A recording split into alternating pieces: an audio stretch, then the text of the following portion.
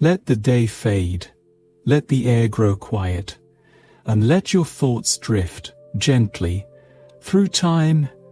Tonight, we journey far into the past, to the heart of the ancient Roman Empire, but not to the marble palaces of emperors, not to the battlefield, nor the Senate halls.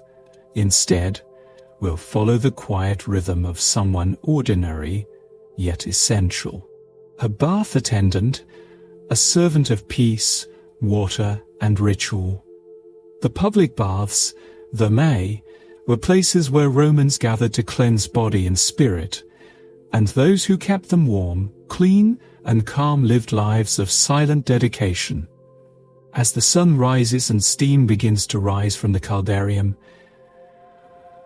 as sandals echo on mosaic floors and sunlight filters through warm marble halls, we'll walk with one such attendant, step by step. From morning to night, let yourself breathe deeply. Let the flicker of oil lamps guide your mind to rest. And now, we begin. It is still dark in Rome. The stars fade slowly above domed rooftops. A soft breeze stirs the citrus trees beyond the city walls, and somewhere, deep in the Servian district, a wooden door creaks open. Lucius, a young bath attendant, steps out into the morning silence. He wears a simple tunic, a leather belt, sandals worn smooth from years of walking the same halls. In his hand, he carries a clay oil lamp, its flame dancing gently in the pre-dawn air. The city is not yet awake. Vendors have not begun to shout. No carts roll over the cobbled roads. Only the soft sound of his footsteps and the distant murmur of pigeons. Lucius makes his way through the quiet streets toward the baths of Titus, a grand structure with tall arches, painted ceilings, and pools warmed by underground furnaces. He reaches the rear gate and unlocks it. The iron creaks. Inside, the air is still warm and faintly scented with oil and old steam. He walks through the stone. Corridors, his lamp casting light on mosaic tiles beneath his feet. There is much to do before the crowds arrive. With the fires lit and warmth spreading through the baths, Lucius turns to the finer duties of preparation. The baths are not merely functional. They are sacred to many Romans, a place not just of hygiene, but of community, ritual, and reflection. Lucius moves from room to room, cleaning each space by hand.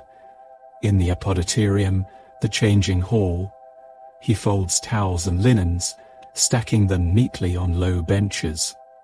A shelf holds small clay flasks of scented oils, myrrh, lavender, rosemary. He polishes them gently with a cloth until the glaze shines like river water. He sweeps the marble floors with a reed broom, wipes down wooden pegs where visitors will hang their tunics. From a copper urn, he fills small jugs with warm water to place at the entrances of the hot rooms. Next, he enters the laconicum, the dry, heated sweat room. He places a shallow bowl of cool water by the threshold.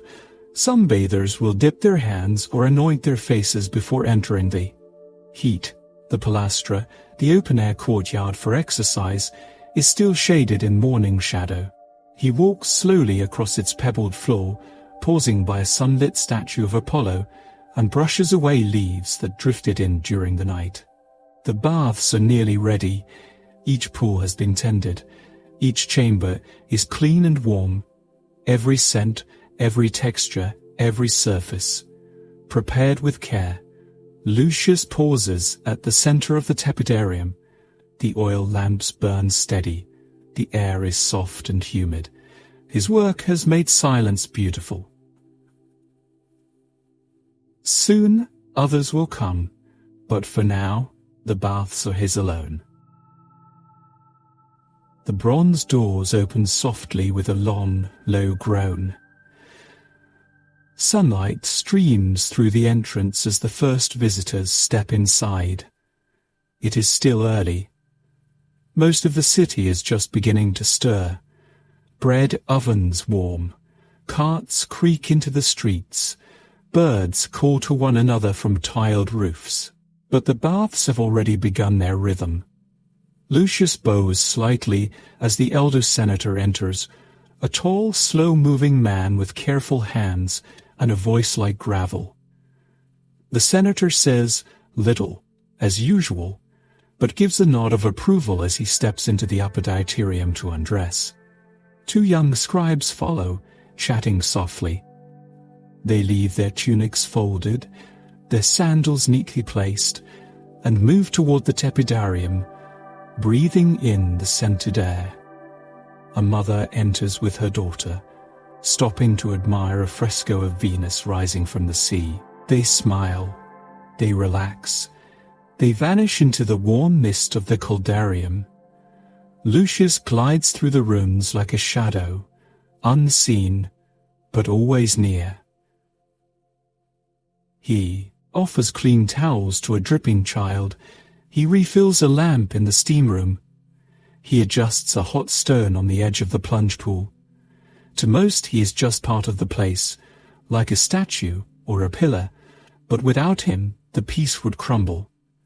And so he works quiet, unhurried, invisible, and indispensable. The great baths have awakened. The bronze doors open softly with a long, low groan. Sunlight streams through the entrance as the first visitors step inside. It is still early. Most of the city is just beginning to stir. Bread ovens warm. Carts creak into the streets. Birds call to one another from tiled roofs. But the baths have already begun their rhythm. Lucius bows slightly as the elder senator enters, a tall, slow-moving man with careful hands and a voice like gravel. The senator says little as usual, but gives a nod of approval as he steps into the apoditorium to undress. Two young scribes follow, chatting softly. They leave their tunics folded, their sandals neatly placed, and move toward the tepidarium, breathing in the scented air. A mother enters with her daughter, stopping to admire a fresco of Venus rising from the sea. They smile. They relax. They vanish into the warm mist of the caldarium. Lucius glides through the rooms like a shadow, unseen, but always near. He offers clean towels to a dripping child. He refills a lamp in the steam room. He adjusts a hot stone on the edge of the plunge pool. To most, he is just part of the place, like a statue or a pillar, but without him, the piece would crumble, and so he works, quiet, unhurried, invisible, and indispensable. The great baths have awakened. As the sun climbs higher, the baths grow busy. Laughter echoes in the palestra as friends wrestle in mock combat. Footsteps slap against warm stone. Steam rises in soft clouds, but within the stone halls of the unctorium, the oiling room, time slows again. Here, bathers rest before or after their cleansing rituals. They sit on smooth benches while attendants gently rub perfumed oil into their skin. Lucius prepares the oils himself, carefully mixing olive oil with herbs gathered from the market. Sometimes a drop of frankincense, other times crushed lavender or sweet marjoram. Each blend is mild, earthy, and meant to soothe both flesh and spirit. He warms the oil vessels near a brazier and brings them one by one to the clients. With practiced hands, he applies oil across backs, arms, shoulders. Not hurried, never rough, but with slow circular motions that echo the rhythm of ancient rituals. Once oiled, bathers lie back and relax, letting the warmth soak in. Then comes the scraping. Lucius takes a straggle, a smooth curved metal blade, and gently draws it along the skin, removing sweat, oil, and dirt in one graceful stroke. Over and over, in silence or soft conversation, he moves the strigil across skin. The sound is gentle, a quiet whisper, like a breeze across silk. This act is more than cleansing, it is communion, trust between servant and citizen. A shared understanding of stillness. Lucius does not speak unless spoken to. He listens, he observes, and as he works, the world slows down. By midday, the bathhouse reaches its peak. Laughter spills from the palastra, where young men practice discuss and wrestling. Footsteps echo through marble halls. Voices rise in friendly chatter from the caldarium and tepidarium. But then, as the sun reaches its highest point in the Roman sky, something begins to shift. The warmth becomes heavier. The light turns golden, and a hush falls gently over the halls. Some bathers recline in the sudatorium, the moist steam room, where thick mist blurs every edge. Others stretch along benches, heads resting on folded towels, letting the heat lull them into silence.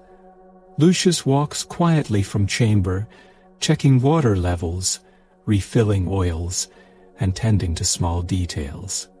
He sprinkles fresh herbs, crushed mint, dried rose petals into the water basins at the entrances, scenting the air anew.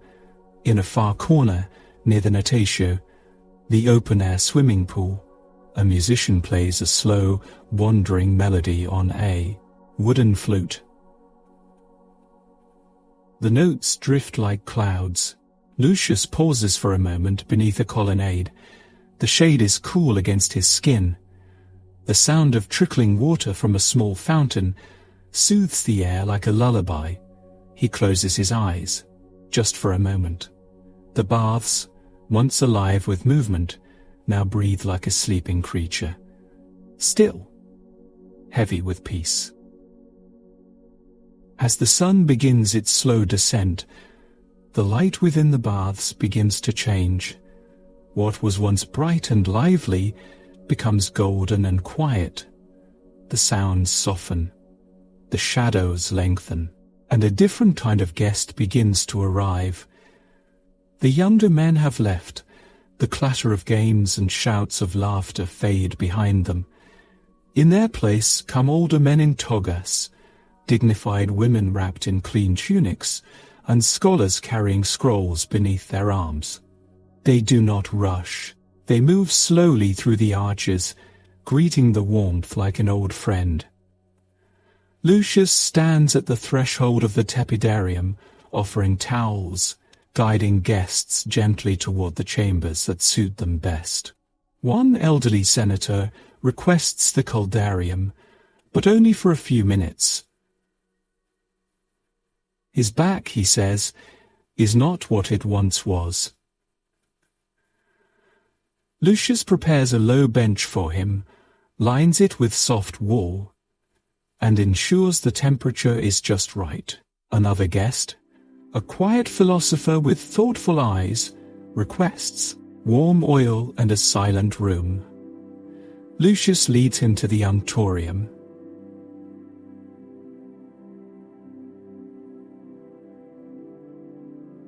Sets a new lamp and bows as he exits. Through the high windows, the light grows warmer.